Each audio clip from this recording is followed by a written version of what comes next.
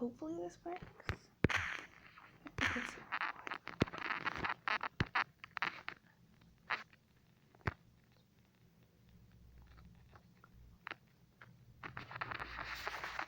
I'm basically just gonna go over a bunch of my celebrity crushes, you guys. This may be like a two-parter just because my phone's at 6%. Standing down, probably gonna grab like to eat from somewhere. So these are just like my celebrity crushes. Even like my personal opinion, some of these are like dead or whatever, but yeah, and I'll probably like list 3 things, 2 things, sometimes 1 thing, or like whatever. A few of these people, like for example, number 2. This is in alphabetical order, by the way, but number 2, for example, has been like in 2 or something Stephen King things. So apparently, just like Stephen King book or like spoilers without like really spoiling it. Now, for example, with number 3 guy, Bruce Greenwood right here.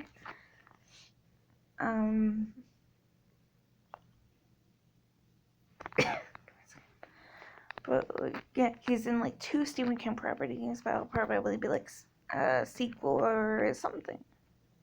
But yeah, so number 1, Sir Anthony Hopkins. Ever since I was a little kid, I loved him in the Silence of the Lambs, Hannibal movies. I don't think I've seen them all with him. I've seen Red Dragon and Silence of the Lambs. There's like another, the movie Hannibal. Like, I love the story. I may check out the series Clarice. I kind of have a crush on somebody else down there, not that far. This guy over here, Scott Glenn, this one, who sent Jodie Foster's character, I can't, to go and like seek his guidance. I also love the Thor movies done by my guy, Taika Waititi. And I loved his portrayal of Van Helsing or whatever in Bram Stoker's Dracula in like the 1990s. One of my favorite adaptations. Gary Oldman's probably one of his best performances. I'm gonna try to do like 3 movies or whatever per things, even though a few of these people I'm like really not familiar with. Like 2 of the reasons I updated this like earlier, I just recently found attractive, like Jeremy Sister there and Rose. Give me like 1 second. I got notifications coming in my ears. And then you got Ben Mendelsohn. I'm also probably gonna say like futuristic things just because, guys, if you guys are huge Star Wars fans and like have seen Rogue One, do you think there's a chance that like Orson Krennic / Ben Mendelsohn and why not Mads Mikkelsen, I wasn't even on it, will appear? Like, where is Galen and Krennic at this time? Like 6 years prior to Rogue One. Right. But he's in Ben Mendelsohn's in this movie called Vertical Limit that has a bunch of my celebrity crushes in it. Gosh. A bunch of my like Australian crushes. There's this one down below somewhere named Robert Taylor, and that one. This one. I can't really like look up their lists just because then I'll go crazy because I'm kind of editing this. Obviously, there's Rogue One, him getting choked down by Vader, finding out kind of where the Death Star plans in this awesome British accent. But yeah, I'm curious. I'm also going to include Andor just because, who knows, like I just said, right? Like, maybe Galen's busy building the Death Star. If Tarkin is in like Andor, maybe season 2 or something, then I would definitely think Ben Mendelsohn. Then you got Canadian kid, as John Campea usually says to a bunch of Canadian people, Bruce Greenwood. He's kind of like the Obi-Wan Kenobi to a young Kirk, like watching over James T. Kirk as he grows up, having Christopher Pike and J.J. Abrams' Star Trek movies. There's these 2 Stephen King movies. One I think that's on Netflix called Cheryl. It's game based off like a Stephen King short, and Doctor Sleep, which is a sequel to Shining, set like 40ish, I want to be like years after The Shining. Both are actually like the Shining sequel. And Gerald's Game are directed by the guy that actually did Doctor Sleep, and he did like The Haunting of Hill House or something on Netflix. I think he was like the writer or something of that. There's non-Stephen King horror film called Hush and a few other things. Then you got Lancaster. Now, before I get into Burt Lancaster's thing, you guys, no offense, but in my opinion, I prefer like Burt Lancaster, Kirk Douglas, and Kevin Costner and Dennis Quaid over Val Kilmer and Kurt Russell. I also kind of like Henry Fonda. One of my grandmas used to have a crush on Henry Fonda, who was probably like one of the first Wyatt Earp actors. I'm not too entirely sure. But before I get into Wyatt Earp talk, you have one of the greatest baseball movies ever, called Field of Dreams. Every Builder He Will Come. One of like the saddest, like emotional ones. A bunch of great, amazing cast in it, like Kevin Costner, who I just mentioned, Earl Jones, and a few other people. And Gunfight at the OK Corral, a 1957 Western based off the events of it. Pretty amazing cast. I know Kirk Douglas is great, besides Spartacus and stuff. Then you got this British guy named Charles Shaughnessy, who I used to have the crush on, like, before Linus Roach right there, half of his face or whatever, was my lock screen or whatever. It used to be Charles. I used to love him like on The Nanny. Mr. Sheffield! Getting screeched at by like this big brunette head girl who everyone loved. Maybe there will be a revival one day. And his heartbreaker kind of cop, Shane Donovan, and his twin brother Andrew Donovan on the hit long-running series Dearest of Liz. Maybe he'll return. Right. Maybe.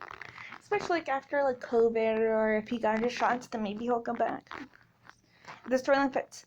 Then you got Charlton Heston, who won a few Oscars. I think he won one for playing Ben-Hur in a Great Amazing Chariot Race movie with Yul Brynner from one of my favorite westerns, The Magnificent Seven.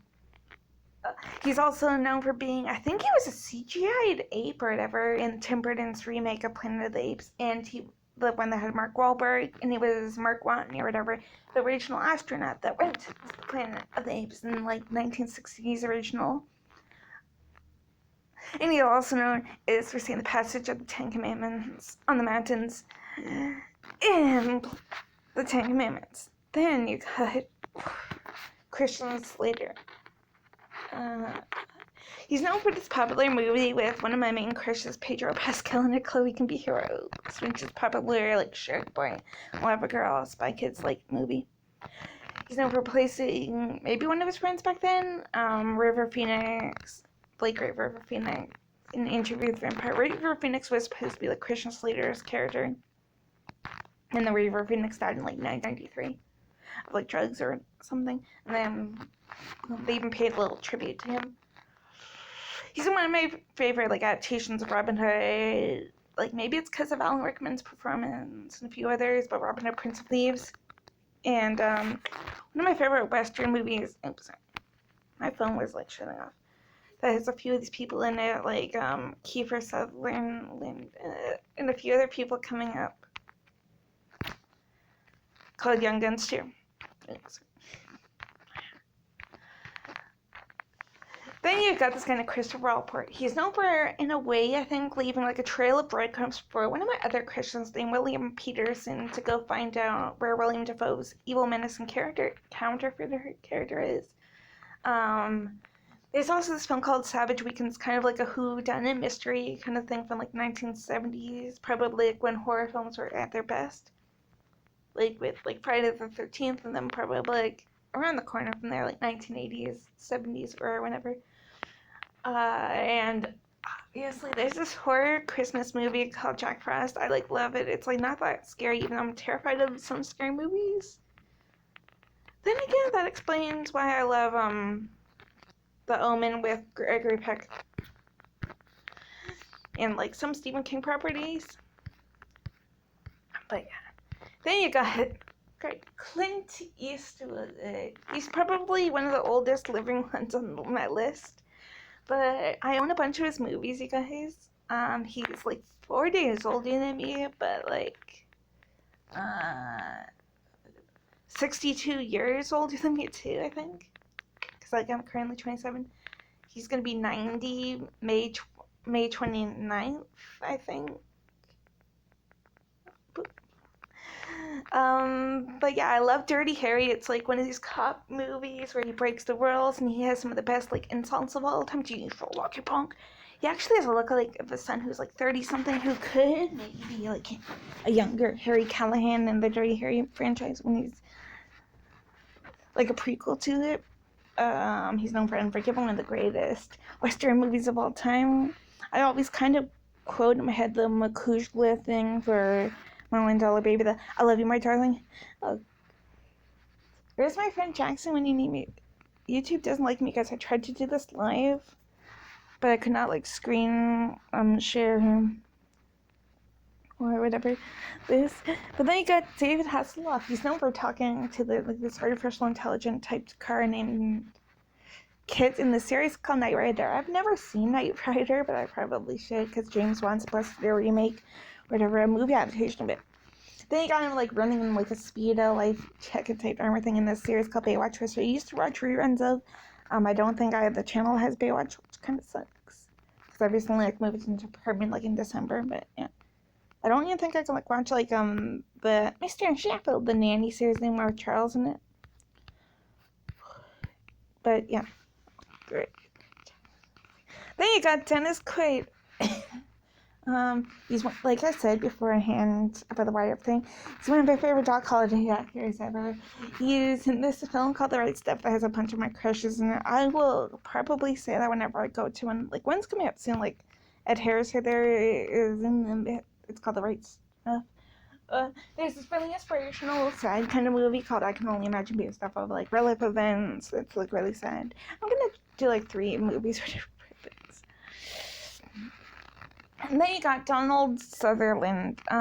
He's one of my Canadian crushes, obviously. I think. Is he part Canadian or British or what? His son is actually on the list too, so like spoiler alert if you guys see like another part of this later, because who knows who I'm gonna keep up with. But yeah, when I was a little kid, I used to love this TV series, MASH, like reruns. I still watch it now thanks to the Disney Plus upgrade, where you can like watch Fox and like FX and stuff like that, or something, movies and television shows and stuff. And MASH is on the TV thing. There was a few cameos of the original cast members. There's this horror movie franchise. Why did I say that for? That may even be part of a Stephen King verse somehow, known as Salem's Lot. There's an original guy down below somewhere. This one, James Mason, who I used to be terrified of in the original Salem's Lot, and I'm kind of scared to see Donald Sutherland in this one. He's known for being the villainous President Snow in the Hunger Games movies. Maybe we'll see a prequel and do another Hunger Games type movie somehow. Then you got Ed Harris. He'd be like a flight instructor, flight recruiter in the upcoming Top Gun Maverick, because I think he's in it, Top Gun 2 Maverick. He's known for one of these great modern day westerns called Appaloosa with one of my old previous celebrity crushes, but I think I got rid of him earlier when I was updating this. Viggo Mortensen, yeah. And he's known for this series that I still gotta watch, you guys. It's called Westworld. It has, I think it's supposed to be like Jurassic Park, apparently, but it's like a Western gunslinger thing, and I think Anthony's like the inventor, sort of like the John Hammond. And that Ed Harris is like the Western robotic gunslinger. Maybe I'll check out the series though. Then you got Isai Morales. He's known for this film about the Mexican cartel or whatever called Me Familiar with like Jimmy Smith, who's Bail Organa, Edward James Olmos or whatever from like one of the versions of Battlestar Galactica. He's in this hit series movie called La Bamba, which is probably one of the first like biopic musical things ever of all time with Lou Diamond Phillips, one of the guys on my list. And there's this TV series called From Dusk Till Dawn, based off of the popular movie by like Robert Rodriguez and them. He leads a team of vampires. Okay. Guys, then you got my original OG, whatever you want to call him, Star Wars crush. Well, maybe not, because I was like 5 or something, and I swear to God I saw Empire Strikes Back. But you got Ewan McGregor. He teaches you how to be a hero with a cape in a way, because like he does a cover of, he and Nicole Kidman beautifully do a cover of Heroes by like great David Bowie. I actually kind of think he could be like David Bowie in a biopic, probably just because of that and stuff. He also did singing in the live-action version of Beauty and the Beast, the one that had, like, Emma Watson from Harry Potter, and I think he's doing a Pinocchio version, too, where he has to sing. He obviously is known for, like, helping a young little a young little Anakin Skywalker watching over his son, and I cannot wait to see Kenobi, you guys. Hopefully I can, like, do a live video thingy, and then I can, like, speculate. Like, I can do the trailer action wherever we get a teaser for Kenobi, and then I'll, like, be like, and I'll be like, this is gonna happen, this is who's gonna appear, yada, yada, yada. Okay. Then you got this guy named Fredward. He's known for this horror movie franchise called Tremors. There's, like, 6 or something movies out there so far, maybe a reboot somewhere. But he's in the first 2. There's this movie based off of a comic book called The Destroyer, called Remo Williams, really funny movie. And why not? He's one of the astronauts that goes up in that Crush movie, The Right Stuff. And there's this movie called Escape from Alcatraz based off of real life events that has, like, one of Clint Eastwood's, like, former friends or whatever in it. And Clint is actually in the Escape from Alcatraz film. Then you got Gregory Peck. Ever since I can remember it, I swear to God, I've been afraid of The Omen, but I swear to God, I used to have a crush on Gregory Peck.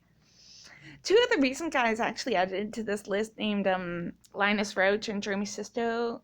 They kind of have a co-worker that kind of looked or whatever like Gregory Peck in the series called Law and Order: Sam Waters. But ever since I was a little kid, I used to have a crush on Gregory Peck in The Omen. I still watch The Omen from time to time. At one point, I think I used to have a crush on the guy that played the photographer, Keith Jennings. I refused to watch the remake version of The Omen. I've seen, like, parts of it that kind of looks like an exact same copy of the original. There's obviously the famous courtroom movie, To Kill a Mockingbird, about, like, racism and stuff. And there's this really great, amazing movie with, like, 2 of my other crushes on the list, called The Boys from Brazil, James Mason down there, and Sir Laurence Olivier. Where Gregory, like, is a evil, like, scientist type doctor. He tries to clone little babies to, like, look like Hitler or something. And James Mason kind of helps out, I think, and I think he also, like, leads Olivier into the realms, like, where you find out about Gregory's involvement. Then you got Harrison Ford. Now, before I get into this, guys, I had to do a little, like, music or something, and maybe a real life story thing on like a celebrity and a composer, or like 2 separate things in, like, music class or whatever for high school a couple years back. And I picked Sean Connery, and apparently Sean Connery and Harrison Ford were supposed to be in Jurassic Park, or originally, like, offered or something like that. Harrison would have been Dr. Alan Grant, and Sean would have been John Hammond, if maybe they, like, got offered more money or whatever. But why not point that out? Because you got Star Wars, one of my favorite John Williams scores of all time.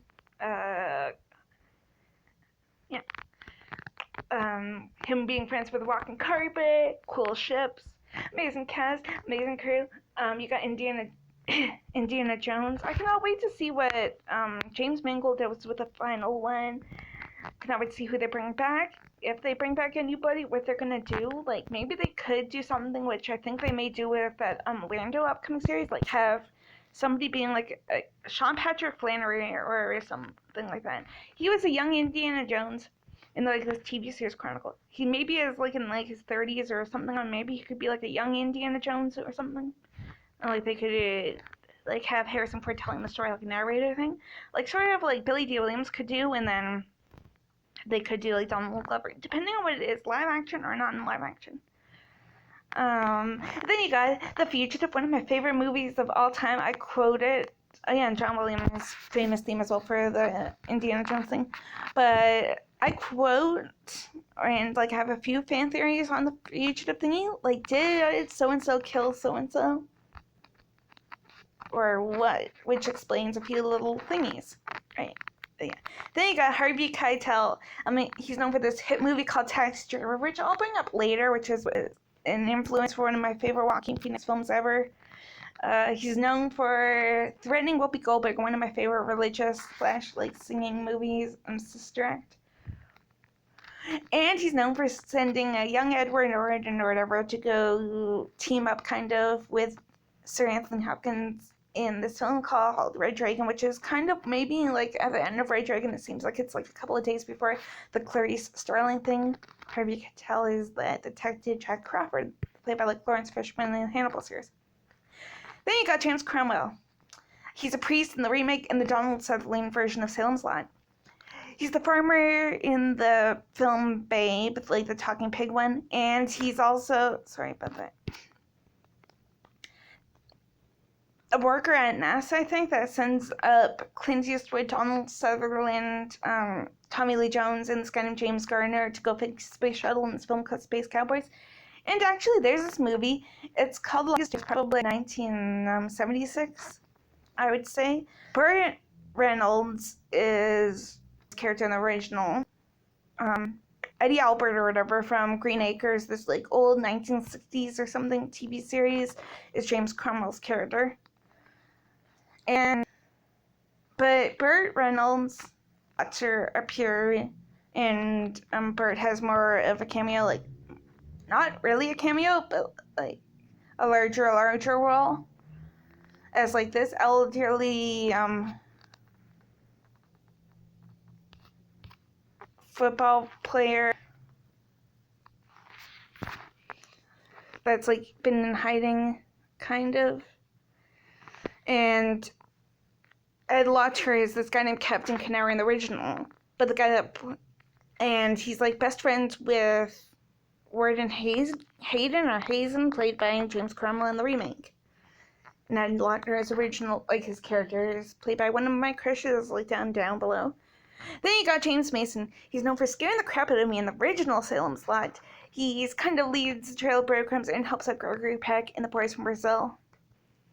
And he's in this amazing film called Lolita. It's like one of my favorite films of his. Apparently it's based off of a book, probably based off of a play.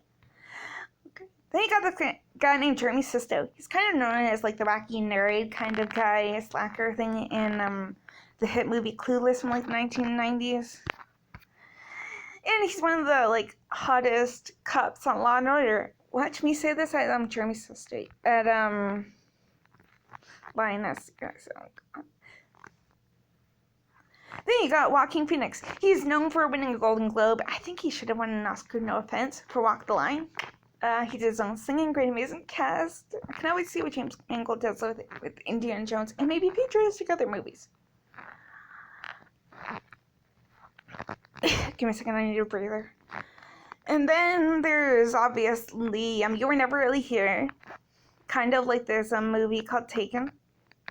It's a little bit more graphic, and actually there's spoiler kind of emotional, like spoiler trigger warning, whatever you want to call it, but Joaquin Phoenix's character named Joe in You Were Never Really Here, he gets abused physically, maybe emotionally, by like his character's father.